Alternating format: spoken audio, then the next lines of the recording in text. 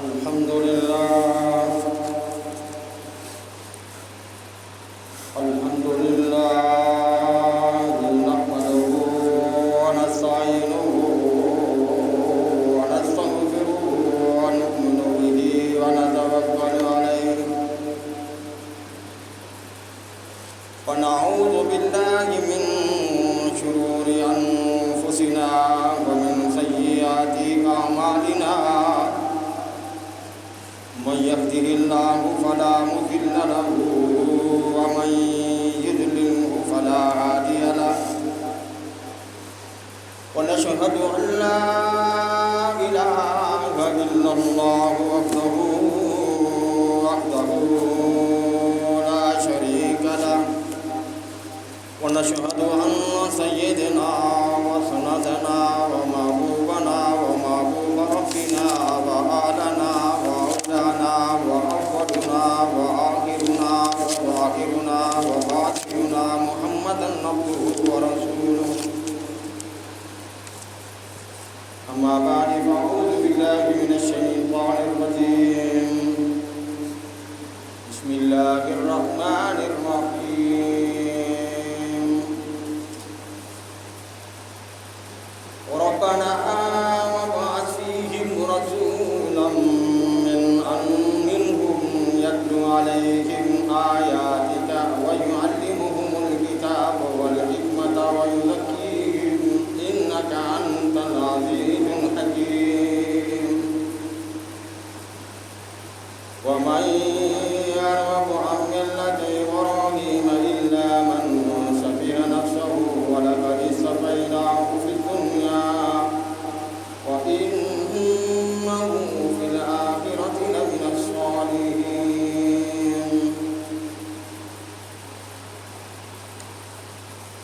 قال النبي صلى الله عليه وسلم لا يؤمن أحدكم حتى أكون أحب إليه من ولده ووالده والناس أجمعين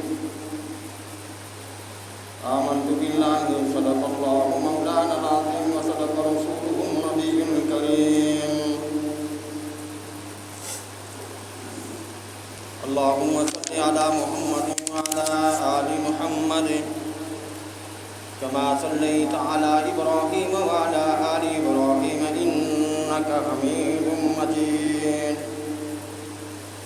اللهم بارك على محمد وعلى آل محمد كما باركت على إبراهيم وعلى آل إبراهيم إنك حميد مجيد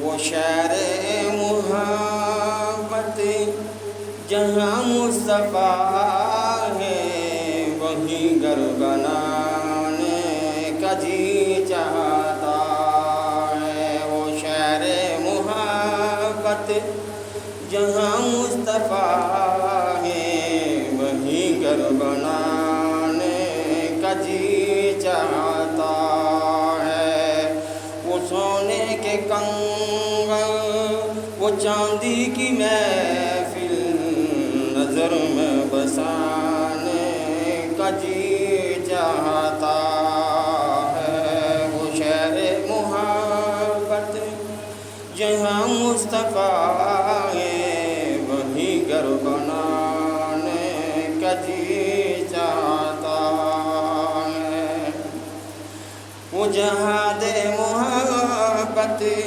کی آواز گونجے وہ جہاد محبت کی آواز گونجے کہا حنظلہ نے دلہن سے اپنی وہ جہاد محبت کی آواز گونجے کہا حنظلہ نے دلہن سے اپنی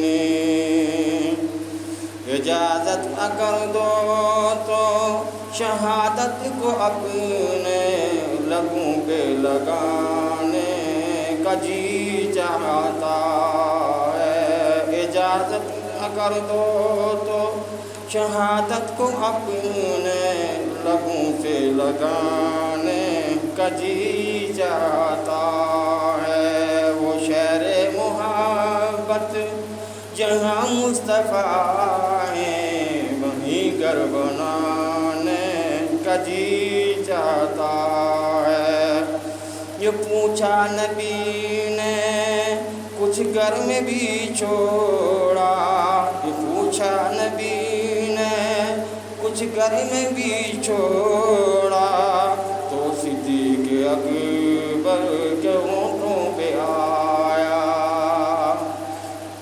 وہاں مال دولت کی کیا ہے ضرورت، جہاں دل لٹانے کا جی چاہتا ہے۔ وہاں مال دولت کی کیا ہے ضرورت، جہاں دل لٹانے کا جی چاہتا ہے۔ وہ شہر محبت جہاں مصطفیٰ ہے وہیں گھر بنانے کا جی چاہتا ہے۔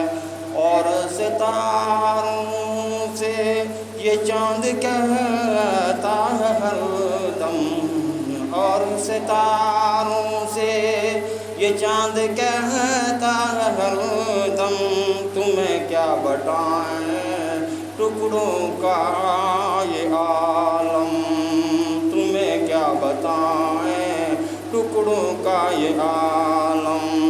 اشاروں کے آقا کے اتنا مزہ تھا، پھر ٹوٹ جانے کا جی چاہتا ہے۔ اشاروں کے آقا کے اتنا مزہ تھا، پھر ٹوٹ جانے کا جی چاہتا ہے۔ وہ شہر محبت جہاں مصطفیٰ ہے وہیں گھر بنانے کا جی چاہتا ہے۔ اللہم صلی علی محمد وعلی آل سیدنا محمد وعلی اصحاب سیدنا محمد وبارک وسلم۔ انتہائی واجب الاحترام معزز سامعین کرام، آپ حضرات کے سامنے قرآن مجید کی دو آیات مبارکہ تلاوت کی ہیں، یہ سورۃ بقرہ کی آیات ہیں۔ 129 سے 130۔ یہ حضرت ابراہیم علیہ السلام نے خانہ کعبہ کو تعمیر کیا، اس کے بعد دعا مانگی تھی۔ اللہ رب العالمین نے پیارے آقا صلی اللہ علیہ وسلم کو مکہ المکرمہ کی دھرتی میں 2000 سال کے بعد پیدا فرمایا، مبعوث فرمایا۔ رحمت دو عالم صلی اللہ علیہ وسلم کی جو ابتدائی زندگی آپ صلی اللہ علیہ وسلم نے یہ گزاری ہے، 40 سالہ زندگی کے دور میں مکہ المکرمہ کے جتنے بھی لوگ تھے، اور وہ جاننے والے ہوں یا نہ جاننے والے ہوں، آپ کو قدر کی نگاہ سے دیکھتے تھے۔ آپ نے نبوت سے دعویٰ کرنے سے پہلے جو زندگی گزاری وہ انتہائی مدلل اور باوقار زندگی گزاری۔ رحمت دو عالم صلی اللہ علیہ وسلم کی اسی زندگی کو سامنے رکھ کر اللہ رب العالمین نے نبوت کے منصب پر فائز فرمایا۔ آپ صلی اللہ علیہ وسلم نے مکہ کے اندر رہ کر مشرکین مکہ کے ساتھ جو تعلقات استوار کیے تھے، جو تعلقات بنا کے رکھے ہوئے تھے، حتیٰ کہ آپ کو یہ لقب دیا گیا کہ آپ صادق امین ہیں، آپ سچے ہیں، آپ امانتوں میں ایمانداری دکھاتے ہیں۔ حتیٰ کہ مکہ کے کافر اور مشرک بت پرست لوگ رحمت دو عالم صلی اللہ علیہ وسلم کے پاس اپنی امانتیں رکھا کرتے تھے۔ نبوت کے پہلے آپ ان کی امانتوں کی حفاظت کیا کرتے تھے، اور مکہ کے لوگ آپ کو شریف النفس اور بہترین انسان قرار دیتے تھے۔ ہوا کیا؟ جب پیارے آقا صلی اللہ علیہ وسلم غار ثور کے اندر گئے، وہاں غار حرا کے اندر عبادت میں مشغول ہو گئے، تنہائی اختیار کر لی۔ اللہ رب العالمین کو یہ منظور تھا۔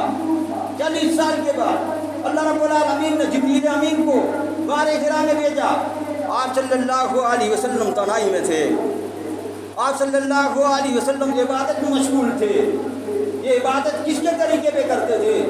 یہ حضرت ابراہیم علیہ السلام، حضرت اسماعیل علیہ السلام کے طریقے پر کرتے تھے۔ آپ صلی اللہ علیہ وسلم کی 40 سالہ زندگی جو مکہ کے اندر گزری، مشرکین مکہ کے اندر، کبھی آپ نے بت کو سلام نہیں کیا، کبھی آپ بت کے سامنے نہیں گئے اور بت کی تعظیم نہیں کی۔ اس وجہ سے آپ کی زندگی ایک الگ تھلگ تھی، اور پھر بھی مخالفت لوگوں نے نہیں کی، آپ کو برا بھلا نہیں کہا۔ غار حرا کے اندر رحمت دو عالم صلی اللہ علیہ وسلم پر یہ پہلی آیت نازل ہوئی۔ اللہ رب العالمین نے جبریل امین کو بھیجا، جبریل جاؤ میرے پیارے محبوب کو یہ پیغام سنا دو، اب وہ وقت آ گیا ہے، آپ نے اپنی نبوت کا اعلان کرنا ہے، اب وہ وقت آ گیا ہے، آپ نے لوگوں کو اندھیرے سے نکالنا ہے، بت پرستی سے نکال کر خدا پرستی کے اوپر لانا ہے، آپ جائیے۔ جبریل امین آئے، آ کر رحمت دو عالم صلی اللہ علیہ وسلم کے سامنے کھڑے ہوئے۔ پیارے آقا صلی اللہ علیہ وسلم فرماتے ہیں کہ میں نے جبریل کو 2 مرتبہ اپنی اصلی حالت میں دیکھا، اصلی حالت میں۔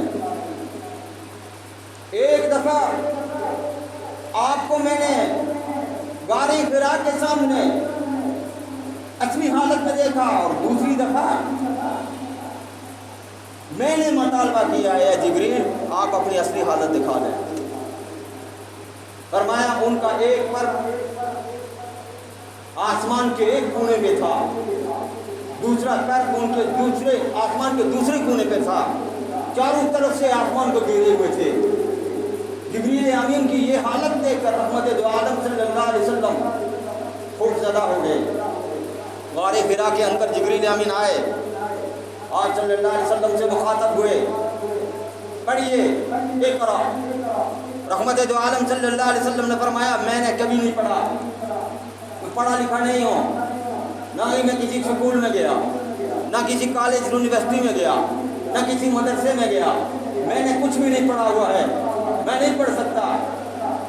آپ صلی اللہ علیہ وسلم کے اس کہنے پر جبریل امین نے کہا اے رب العالمین تیرا محبوب تو پڑھتا ہی نہیں ہے۔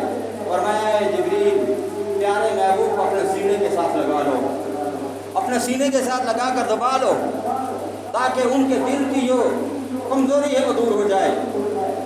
جب سینے کے ساتھ لگا کر دبایا، پھر کہا اقرا پڑھیے، پھر انہوں نے انکار کر دیا۔ اس وقت اللہ رب العالمین اس منشا کو سمجھ گئے، اللہ تعالیٰ کو پہلے سے جانتے تھے کہ میرا محبوب کسی کا شاگرد ہے نہیں بنے گا، کسی کا شاگرد ہے نہیں بنے گا، بلکہ براہ راست وہ اللہ کا شاگرد بننا چاہتے ہیں۔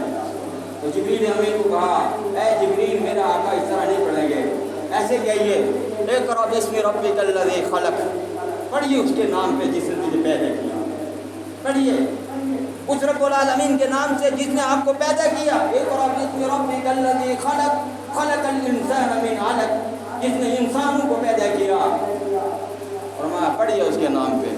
اس وقت رحمت دو عالم صلی اللہ علیہ وسلم کی زبان نبوت سے یہ کلمات جاری ہوئے۔ بس یہ چند ایک آیات آپ پہ نازل ہوئی، آپ غار حرا سے اٹھے، گھر چلے گئے، اپنا بوری بستر لیا، گھر پہنچ گئے۔ گھر جا کر حضرت خدیجہ الکبریٰ رضی اللہ تعالی عنہا سے سارا معاملہ عرض کیا کہ میرے ساتھ ایسا ہوا، میں بہت خوف زدہ ہوں، میں بہت زیادہ ڈر رہا ہوں، میں انتہائی کمزور ہو چکا ہوں، میرے ساتھ یہ معاملہ کیوں ہوا؟ اس وقت حضرت خدیجہ الکبریٰ نے یہ عرض کیا اے اللہ کے رسول آپ اتنے معصوم ہیں، آپ نے زندگی میں کبھی کسی کو اف تک نہیں کہا، اے محمد پریشان ہونے کی ضرورت نہیں ہے، جس رب العالمین نے آپ کے لیے اس رشتے کو بھیجا ہے، اس چیز کو بھیجا ہے، یہی کیا پتا آپ کے لیے کوئی ایسا خوشخبری لے کے آئے، آپ پریشان نہ ہوں، ہم چلتے ہیں، جا کر پوچھ کے آتے ہیں۔ اس وقت کے پادری वर्का बिन नौफल था, इंतहाई तेज तरीन आदमी था, पेशन को यूँ करता था, ख्वाबों की ताबीर बताता था। हजरत खदीजतुल कुबरा के रिश्तेदारों में से था। उन्होंने कहा हम चलते हैं उनके पास, जाकर ये सारा मामला उनके सामने रखते हैं। जाकर पूरी तफसीर पूरा किस्सा उनको सुना दिया।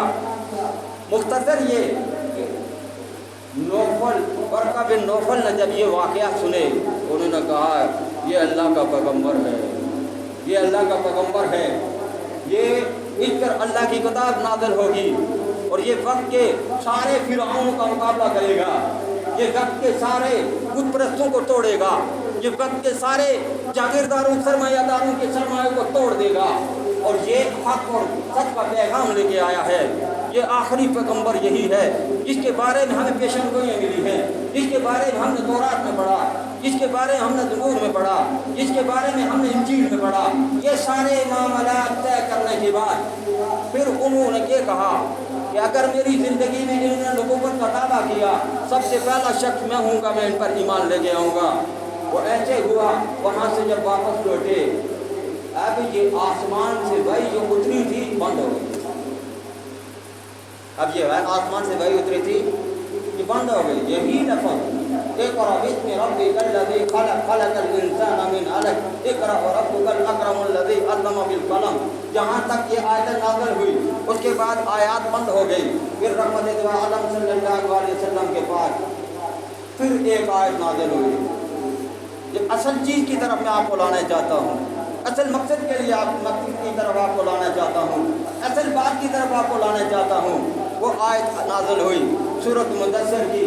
फरमाया या अय्युहल मुदस्सिर कुम फअंज़िर व रब्बका फकब्बिर व सियाबका वतहहिर। ऐ ओ चादर ओढ़ने वाले नबी, ऐ चादर ओढ़ने वाले पैगंबर, उठिए, कुम फअंज़िर, इन लोगों को डराइए। ये लोग हद से गुजर चुके हैं, सूद दर सूद इनका कारोबार है, कत्ल दर कत्ल खानदानों में कत्ल वारत किया हुआ है। इन्होंने लोगों की जिंदगियां तंग की हुई हैं, सबको गुलाम बना के रखा हुआ है। कुम फअंज़िर, इनको डराइए। वसियाबका वतहहिर, और पाक कपड़े पहनिए, पाक कपड़े पहनिए। रहमत दो आलम सल्लल्लाहु अलैहि वसल्लम 40 साल ज़िंदगी गुजारने के बाद वो लोग जो आपको आमीन और सादक के नाम से पुकारते थे, वो लोग आपकी तारीफ़ें करते थे। फारान की चोटी पर चले गए। ये फारान की चोटी मक्का के पीछे आती है। यहाँ लोग गए हुए हैं, उन्होंने देखा होगा फारान की चोटी कहाँ है। सफ़ा मरवा के बिल्कुल वसत में है, सफ़ा मरवा के बिल्कुल पीछे है। ये पहाड़ी आज भी मौजूद है। फारान की चोटी पर पहुँचे। अब फारान की चोटी पर पहुँचने से पहले वाली ज़िंदगी मिसाल बना के लोगों के सामने पेश की। सबको कहा, ऐ मक्का वालों, ऐ मेरे ख़ानदान वालों, ऐ मेरे कबीले वालों, ऐ पड़ोस वालों, ऐ वतन वालों, ऐ गांव वालों, ऐ शहर वालों, आज मैं एक ख़ास बात आपके साथ कहना चाहता हूँ। मैंने ये 40 साल ज़िंदगी आपके अंदर गुजारी। ऐसा जुमला एक इरशाद फरमाया, वजदतुमूनी सादिकन औ काज़िबा। क्या फरमाया? वजदतुमूनी सादिकन औ काज़िबा। ऐ प्यार, ऐ मक्का वालों, ऐ मक्का के रहने वालों, ऐ मक्का के बड़े रईसों, ऐ मक्का के बड़े जागीरदारों, ऐ मक्का के बड़े सरमायादारों, ऐ मक्का के सरदारों, ऐ मक्का के बड़े बड़े रईसों, ऐ मक्का के जो अपने आप को कभी भी नाकाम नहीं देखना चाहते, वो लोगों सबको मुखातब करके ये बताता हूँ, आपने मुझे मेरे साथ दिन रात गुजारे, 40 साल में आपके साथ रहा हूँ, कभी आपने मुझे कैसा पाया? उन्होंने कहा, ऐ प्यारे पैगंबर। उन्होंने क्या कहा? ऐ मोहम्मद। पैगंबर तो मानते ही नहीं थे। उन्होंने कहा, ऐ मोहम्मद, ऐ मोहम्मद, हमने आपको बार बार आजमाया, एक दफा बार बार आजमाया, मररतु सिद्का, बार बार आजमाया। ऐ मेरे प्यारे पैगंबर, ऐ मेरे प्यारे मोहम्मद, ऐ मोहम्मद, तुमको हमने बार बार आजमाया, लेकिन हमने आपको سچوں سے بھی سچا پایا، صدقہ بور لگا دیا، سچوں سے بھی سچا پایا۔ رحمت دو عالم صلی اللہ علیہ وسلم نے فرمایا لوگوں آپ نے مجھے سچا پایا تو پھر کیوں پایا مجھے سچا، کیوں سچا پایا؟ انہوں نے کہا ہم نے دن میں دیکھا، ہم نے رات میں دیکھا، ہم نے آپ کو ہر طرح سے آزمایا، ہم نے آپ کو ہر طرح سے دیکھا، ہم نے آپ کے ساتھ کاروبار کر کے دیکھا، ہم نے آپ کے پاس امانتیں رکھ کر دیکھا، ہم نے آپ کے ساتھ کھانا کھا کے دیکھا، ہم نے آپ کے ساتھ معاملات کرتے دیکھا، لیکن آپ نے کبھی بھی اونچ نیچ نہیں کی، آپ نے کبھی بھی اونچ نیچ نہیں کی۔ آپ کو ہم نے جب پایا تو آپ کو سچا نہیں بلکہ سچوں سے بھی بڑا سچا پایا، امانت دار پایا، سچا پایا۔ اسی لیے آپ صلی اللہ علیہ وسلم کی وہ ساری زندگی آمین اور صادقین کی زندگی تھی، آمین اور صادقین والی زندگی تھی۔ رحمت عالم صلی اللہ علیہ وسلم نے فرمایا اچھا تم لوگ یہ گواہی دیتے ہو کہ میں سچا ہوں، تم یہ گواہی دیتے ہو کہ میری زندگی 40 سالہ بے داغ ہے، میں نے کوئی ایسا کام نہیں کیا جو آپ کی منشا کے خلاف ہو، میں نے کوئی ایسا کام نہیں کیا جو کسی جملے میں غلط ہو۔ انہوں نے کہا اے پیارے تم اے محمد ہم نے آپ کو سچا پایا، کبھی بھی آپ نے کوئی ایسا کام نہیں کیا۔ رحمت دو عالم صلی اللہ علیہ وسلم نے فرمایا اس فاران کی چوٹی کے پیچھے اگر میں کہہ دوں کوئی لشکر آ رہا ہے وہ تم پر حملہ کر دے گا، اس لشکر کو دیکھ کر تم اپنی تیاری پہلے سے پکڑ لو گے، کیا تم مان لو گے؟ انہوں نے کہا محمد اگر آپ کہتے ہیں تو ہم اس لشکر کا انتظار کرتے رہیں گے کہ وہ لشکر آ رہا ہے، کیونکہ آپ نے کبھی جھوٹ نہیں بولا۔ رحمت دو عالم صلی اللہ علیہ وسلم نے فرمایا لوگوں قولوا لا الہ الا اللہ افلا تفلحون۔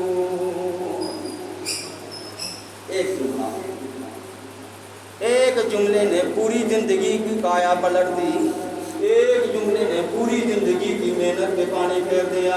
ایک جملہ کہنے کے بعد رحمت دو عالم صلی اللہ علیہ وسلم کی زندگی مکہ کے اندر تنگ کر دی گئی، حتیٰ کہ آپ کو ضلع وطن کر دیا گیا، حتیٰ کہ آپ کو لولان کر دیا گیا، حتیٰ کہ آپ کو ہر طرح سے ستایا گیا، آپ کے اوپر اونٹ کی اوجڑی پھینکی گئی، آپ کو عبادت سے روک دیا گیا، آپ کو مکہ کے اندر داخلے پہ پابندی لگا دی گئی، آپ کو وہ اتنا بڑا خسار ڈال دیا گیا کہ آپ کو 3 سال تک آپ کے سوشل بائیکاٹ کیا گیا۔ 3 سال تک ایک بندے کے اوپر 3 سال اگر کوئی بول چال نہ کرے، محلے کے آدمی اس سے بائیکاٹ کر لیں، شہر کے آدمی اس سے بائیکاٹ کر لیں، دکاندار اس کا ساتھ چھوڑ دیں، کوئی کھانے پینے کی چیز اس کو نہ ملے،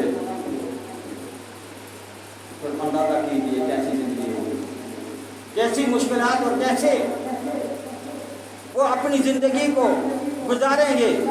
محمد عالم صلی اللہ علیہ وسلم کے ساتھ جتنے صحابہ تھے، جتنے جانسار تھے، اولون نے سب نے قربانی دی، حتیٰ کہ ایک عورت آتی ہے آ کر رحمت دو عالم صلی اللہ علیہ وسلم سے عرض کرتی ہے اے اللہ کے رسول میرا ایک بچہ بھوک کی وجہ سے بلا رہا ہے، اس کو پینے کے لیے دودھ نہیں، پینے کے لیے پانی نہیں، کوئی ایسا ذریعہ نہیں کہ میں اس کو بچا سکوں۔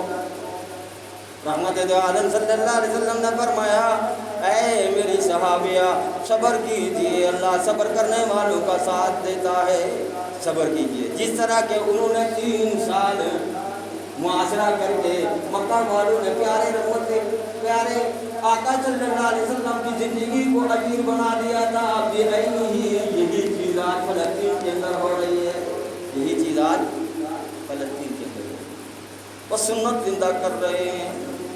ان کی زندگی کو جب بندہ دیکھتا ہے کلیجہ منہ کو آ جاتا ہے، جینے کا مزہ ختم ہو جاتا ہے، بندہ کہتا ہے یہ عیش و عشرت کی زندگی سے بہتر موت ہے، بندہ مر جائے وہ زیادہ بہتر ہے۔ اتنی زندگی ان کی تنگ کر دی گئی، ایک طرف سے بمباری، دوسری طرف سے ان پہ رزق کی پابندی، کوئی پانی تک نہیں لے سکتے، رزق نہیں حاصل کر سکتے، جو جاتے ہیں رزق حاصل کرنے کے لیے ان پہ بمباریاں کی جاتی ہیں۔ یہ بیائی نہیں پوری مکہ کا لوگ میں یہ نہیں کہتا ہوں کہ وہ اس سے بڑی تکلیفیں اٹھا رہے ہیں۔ میرے پیارے آقا صلی اللہ علیہ وسلم کی طرف کوئی نفرت کی نگاہ سے بھی دیکھے، یہ اتنا بڑا جرم ہے کہ اللہ رب العالمین کے غضب کو دعوت دیتا ہے۔ میں یہ نہیں کہتا پیارے آقا کی زندگی کے ساتھ مشاہدہ تو نہیں کر سکتے، لیکن ایک اشارہ دے رہے ہیں، ایک مثال کے طور میں پیش کر رہے ہیں۔ آقا کے لیے تو سارے جہان قربان ہے، آقا کے لیے تو ہم ہر چیز لٹانے کے لیے تیار ہیں، آقا کے لیے تو ہم اپنی جانوں، اپنے مالوں، اپنے مال اولاد کو بھی قربان کرنے کے لیے تیار ہیں۔ یہ تو معمولی سی قیمت ہے، اس کے بدلے میں بھی ہمیں اگر کامیابی مل جاتی ہے یہ سب سے بڑی کامیابی ہے۔ یاد رکھو رحمت عالم صلی اللہ علیہ وسلم سے وفا کرنے کا وعدہ اللہ نے دیا ہوا ہے، اور جو اللہ کے رسول کے ساتھ وفا کرے گا اس کے بدلے میں اللہ تعالیٰ ان کو آخرت میں مال و مال کر دیں گے، اس کو جنت میں داخل کر دیں گے۔ اگر پیارے آقا صلی اللہ علیہ وسلم کے ساتھ وفاداری نہیں ہے، آپ کے مشن سے پیار نہیں ہے، آپ کے طریقہ سے پیار نہیں ہے، آپ کی سنتوں سے محبت نہیں ہے، اور آپ کو ماننے والوں سے پیار نہیں ہے، تو پھر سمجھ لو کہ اپنی آخرت سے غارت میں ڈال رہے ہیں، اپنی آخرت کی فکر کرو۔ پھر سمجھ لو کہ ہم ہلاک ہو گئے ہیں، پھر سمجھ لو کہ یہ مال و دولت ہمارے کسی کام کا نہیں ہے، ہم جہاں بنا کے جائیں گے پیچھے والے کھائیں گے، ہم وہاں صرف کفن لے کے جائیں گے، وہ بھی پتہ نہیں ملتا ہے کہ نہیں۔ خالی ہاتھ آئے تھے خالی ہاتھ جائیں گے، دنیا میں ہمارا کوئی گزارا کرنے والی چیز ہمارے ساتھ نہیں جائے گی، ماں باپ بھی ساتھ چھوڑ دیں گے، اولاد بھی ساتھ چھوڑ دی، مال دولت بھی ساتھ چھوڑ جائے گا، ساتھ اگر رہے گی تو اللہ کے رسول کی محبت اور اللہ کے رسول کے فرمان کی محبت اور قرآن کی محبت، اللہ کی محبت کام آئے گی۔ یہ سب سے بڑی چیز ہے۔ آج ہم صرف یہ عارضی زندگی گزار رہے ہیں، اس عارضی زندگی کو بھی ہم نے دائمی زندگی سمجھ رکھا ہے۔ پیارے آقا صلی اللہ علیہ وسلم فاران کی چوٹی پر جب یہ اعلان کرتے ہیں، لوگوں قولوا لا الہ الا اللہ افلا تفلحون، لا الہ الا اللہ کہہ دو کامیاب ہو جاؤ گے، کامیاب والی زندگی تمہیں مل جائے گی، دنیا میں بھی کامیاب ہو جاؤ گے، آخرت میں بھی کامیاب ہو جاؤ گے۔ وہاں سے پھر وہ سارے کھڑے ہو گئے جو پہلے آپ کو صادق اور امین کہتے تھے۔ اس میں سے آپ کے چچا ابو لہب کھڑے ہوئے، اس نے کہا اے محمد تو نے ہمیں اس لیے جمع کیا ہے کہ تو نبوت کا دعویٰ کرے، تو اللہ کا نبی ہونے کا دعویٰ کرے، جبکہ تیرے پاس ہے کیا؟ ہم تو امیر ترین لوگ ہیں، تیرے پاس کیا ہے؟ نہ دولت ہے نہ مال ہے، اور نہ ہی تو کسی کا اتنا بڑا کاروبار چلانے والا ہے۔ اللہ تعالیٰ نے تجھے ہی منتخب کرنا تھا۔ اس نے کہا اے محمد ہلاک ہو جائے، ہلاک ہو جا تو نے یہ ہمیں اس لیے جمع کیا۔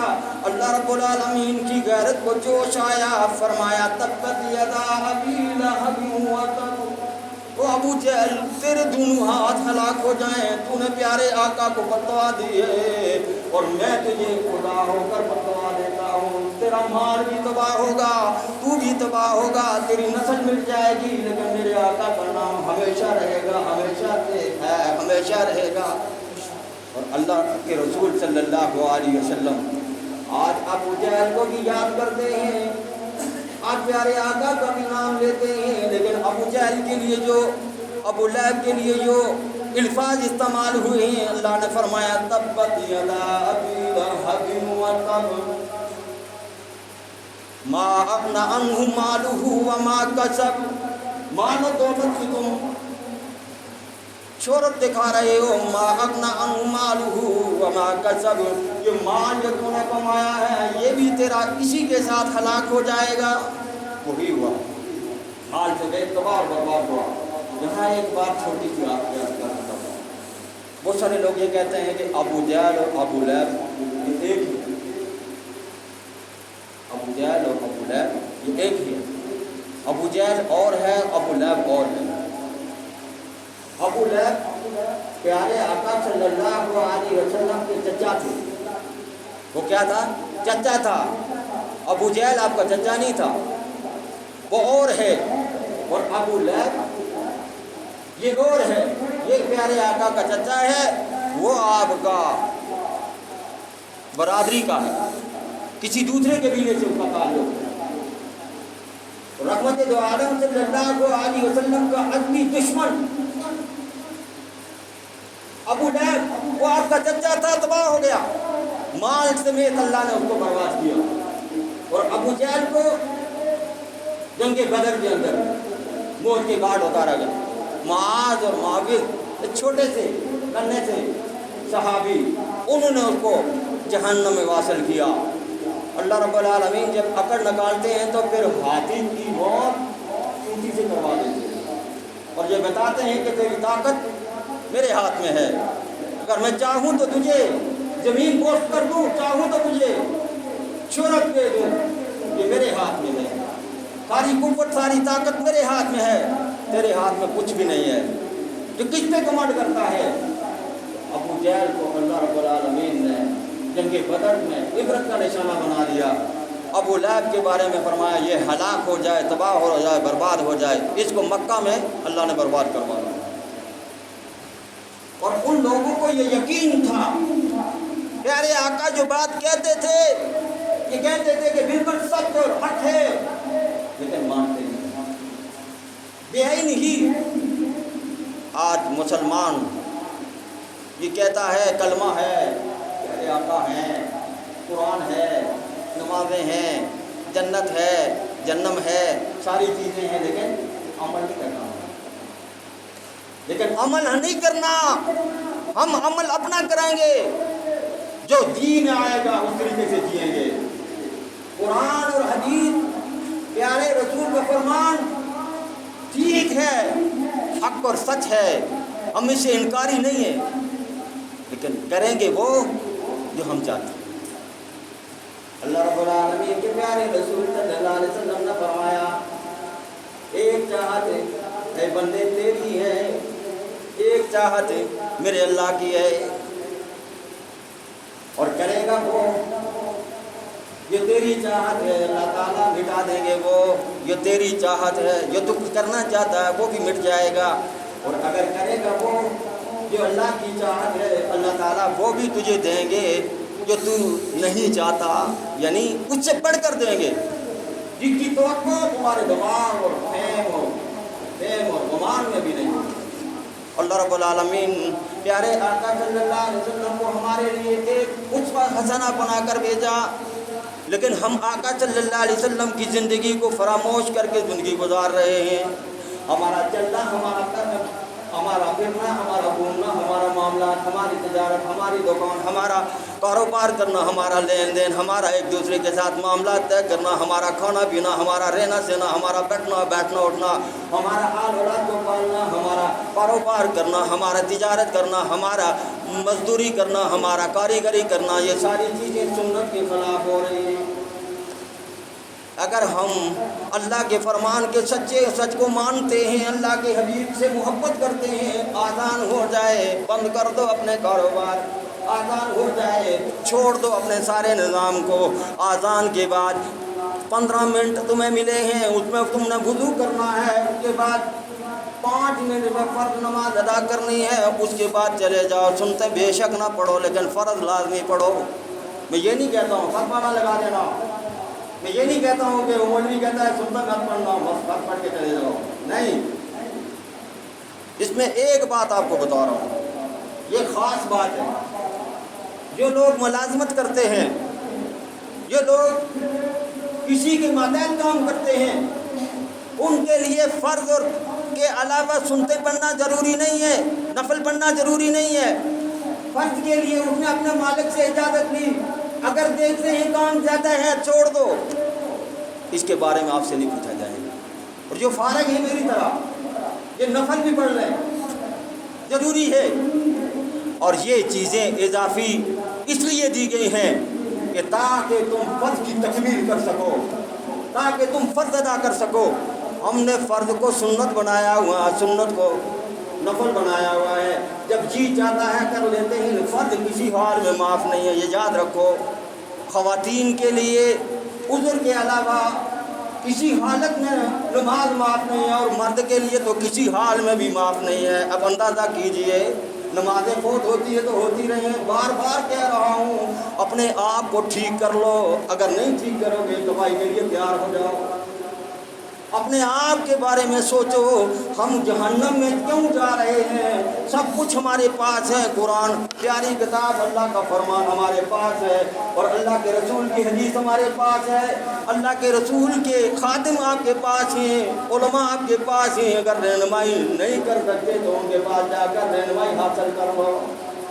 لیکن نہ ہمیں یہ وقت ملتا ہے، نہ ہمیں یہ دنیا چھوڑتی ہے، نہ ہم دنیا کو چھوڑنے والے ہیں۔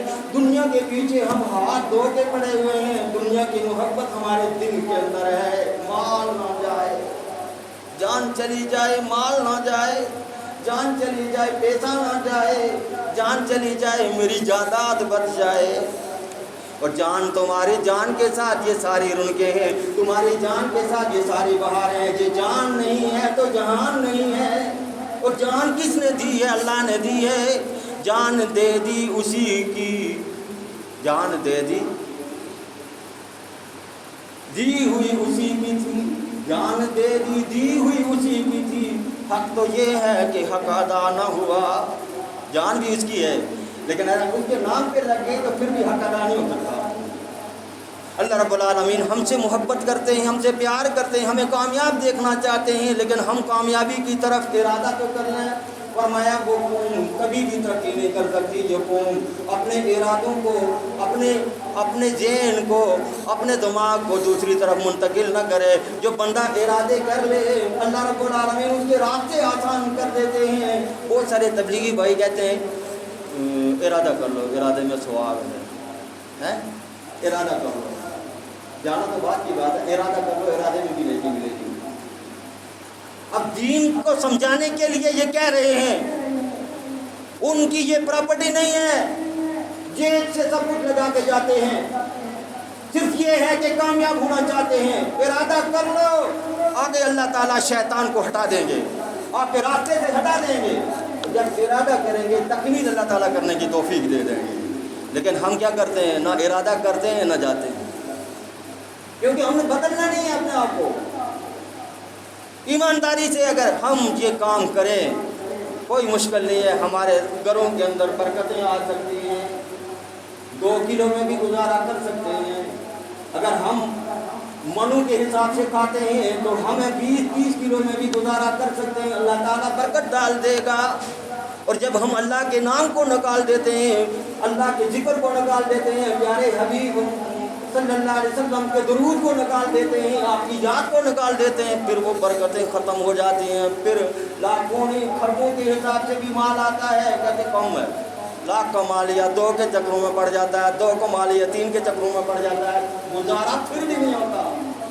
بہت سارے لوگ یہ کہتے ہیں کہ کچھ لوگ ہم نے دیکھے ہیں جن کے بال بچے بڑے شان شوکت کے ساتھ رہتے ہیں، لیکن ان کی آمدنی بہت کم ہے، گزارا کیسے کرتے ہیں؟ ہم لاکھوں کے حساب سے کماتے ہیں لیکن آخر پہ خالی ہوتے ہیں، مہینے کے آخر پہ جیب خالی۔ وجہ یہی ہے، اللہ کے ساتھ تعلق جوڑ لو، بسم اللہ پڑھ کے جیب میں ہاتھ ڈالو، اگر 500 ہے تو اللہ تعالیٰ اس میں برکت ڈال دیں گے۔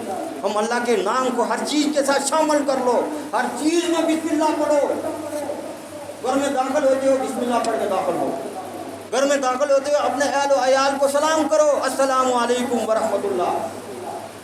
جو دین ہے وہ پھیلاؤ۔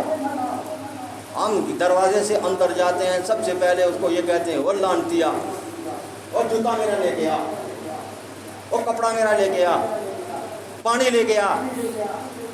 ہمارا نرم مزاج ہے ہی نہیں، ہمارے منہ سے لعنت، نفرت، ایسی باتیں نکلتی ہیں کہ شیطان کہتا ہے بس ٹھیک ہے یہ کام کر رہے ہیں، مجھے ضرورت نہیں ہے، میں نے کام پہ لگائے ہوئے ہیں مزدور اپنے محنت کرنے والے، یہ کر رہے ہیں بس ٹھیک ہے، ان کا کام جاری ہے۔ یہ باتیں تھوڑی سی مشکل ہیں، آپ لوگوں کو بری لگ رہی ہوگی، لیکن حقیقت ہے یہ، اس سے اتفاق کرنا پڑے گا۔ جب تک ہم اپنے آپ کو نہیں ٹھیک کریں گے، میں اپنے آپ کو نہیں ٹھیک کروں گا، میں کہوں کہ میں بہت بڑا خطابت کرتا ہوں، بہت بڑا وعظ و نصیحت کرتا ہوں، میری وعظ و نصیحت بیکار ہے، میں خود عمل نہیں کرتا، دوسرے کو کیسے کہہ سکتا ہوں؟ مجھے خود عمل کرنا پڑے گا۔ مسجد میں داخل ہوں، دایاں پاؤں اندر رکھیں، دعا پڑھیں، اللہم مفتح لی ابواب رحمتک، اے اللہ رحمت کے دروازے ہمارے لیے کھول دے۔ اور جب جہاں سے جائیں اللہ سے معافی مانگ کے جائیں، اللہ میں نے تیرے گھر کی بے ادبی تو نہیں کی، کوئی ایسا کام مجھ سے تو نہیں ہوا، اللہ مجھے معاف کرنا۔ اللہم انی اسألک من فضلک و رحمتک، اے اللہ میں تیرے فضل کا سوال کرتا ہوں، تیرے فضل کا سوال کرتا ہوں۔ اب میں جا رہا ہوں، تیرے فضل کے ساتھ جا رہا ہوں، بایاں پاؤں باہر رکھیں، دایاں مت باہر رکھیں، دایاں جب اندر داخل ہوں رکھیں، بیت الخلاء میں جائیں اور بایاں پاؤں پہلے رکھیں اور وہاں دعا پڑھیں، اللہم انی اعوذ بک من الخبث والخبائث، اے اللہ یہ خبیث جنات اور خبیث جنی سے ہماری جان بچا لے، تو ہی حفاظت کرنے والا ہے۔ بایاں پاؤں اندر رکھ کر داخل ہوں، دعا پہلے پڑھیں، بیت الخلاء سے جانے سے پہلے دعا پڑھیں، وہاں جا کر نہیں پڑھنی، اندر داخل ہوں بایاں پاؤں جائے، جب باہر نکلیں تو دایاں پاؤں اپنا باہر نکالیں اور یہ دعا کریں، اللہم اذھب عنی العذاب، اے اللہ میں تیرے سے یہ جو تکلیف تو نے مجھ سے لی ہے میں تیرا شکر ادا کرتا ہوں۔ یہ باتیں چھوٹی چھوٹی ہمیں آنی چاہیے، بچوں کو بھی سکھانا چاہیے۔ یہ کیا جانوروں کی طرح کھایا، جانوروں کی طرح چلے، جانوروں کی طرح سارا انتظام کیا، نہ اللہ اور اللہ کے رسول کا نام لیا۔ یہ کوئی زندگی ہے؟ یہ زندگی نہیں ہے، یہ تو حیوان کی زندگی گزارتا ہے، صبح کو گھاس ڈالنے، شام کو گھاس ڈالنے، اس کا کام پورا ہو گیا، وہ تو کھانے کے چکر میں ہے، وہ تو انتظار کرتا ہے مجھے کوئی پانی پلائے، مجھے کوئی کھانا کھلائے۔ اس طرح کی زندگی کھانے پینے کے لیے تو ہم آئے اللہ کی عبادت کرنے کے لیے، کھانا پینا اس کے ساتھ آتا ہے، عبادت کے ساتھ اللہ دیتا ہے، اس میں برکت دے دیتا ہے۔ وہ جو کھانا اللہ رب العالمین عبادت کے ذریعے سے دیتا ہے اس میں مزہ ہی کوئی اور ہے، اس میں لذت ہی کوئی اور ہے، ایک لقمے کا ذائقہ ہی کچھ اور ہے، جس میں اللہ کا نام، اللہ کے رسول کا نام ہو، اس میں اللہ رب العالمین برکتیں ہی برکتیں ڈالتا ہے۔ اس لیے کہنے کا مقصد یہ ہے، پیارے آقا صلی اللہ علیہ وسلم کی جو زندگی اسوہ حسنہ ہے اس کو سامنے رکھ کر زندگی گزاریں۔ اگر کوئی پیر ہے وہ اللہ کے رسول کے طریقے کے مطابق زندگی گزارتا ہے تو اس کی زندگی کو سامنے رکھ کر زندگی گزاریں۔ اگر کوئی بھائی آپ کا سنت رسول کے مطابق چلتا ہے تو اس کی سنت کو سامنے رکھ کر اپنی زندگی گزارنے کی کوشش کریں تاکہ ہم بھی کامیاب ہو جائیں۔ کون کہتا ہے کہ میں کامیاب نہ ہوں؟ زید، بکر، عمر سب کہتے ہیں کہ میں کامیاب ہو جاؤں، لیکن اس کے لیے ایک شرط ہے۔ شرط یہ ہے کہ طریقہ رسول پکڑنا پڑے گا۔ طریقہ رسول میں کامیابی ہے، طریقہ یہود میں کامیابی نہیں ہے، طریقہ نصرانی میں کامیابی نہیں ہے، طریقہ ہندو میں کامیابی نہیں ہے۔ کامیابی اللہ نے رکھی ہے، دین میں رکھی ہے، اللہ کے رسول کے فرمان میں رکھی ہے، اور اللہ نے قرآن میں رکھی ہے، حدیث میں رکھی ہے۔ اس کے علاوہ کامیابی کا خواب دیکھنا چھوڑ دو، فلانا یہ کر گیا، فلانا ہوائی جہاز اڑا رہا ہے میں نہیں اڑا سکا، اور تم اگر زمین پہ اللہ اللہ کرتے ہو تو ہوائی جہاز سے بھی زیادہ قیمتی ہے۔ اللہ تعالیٰ ہمیں عمل کی توفیق عطا فرمائے۔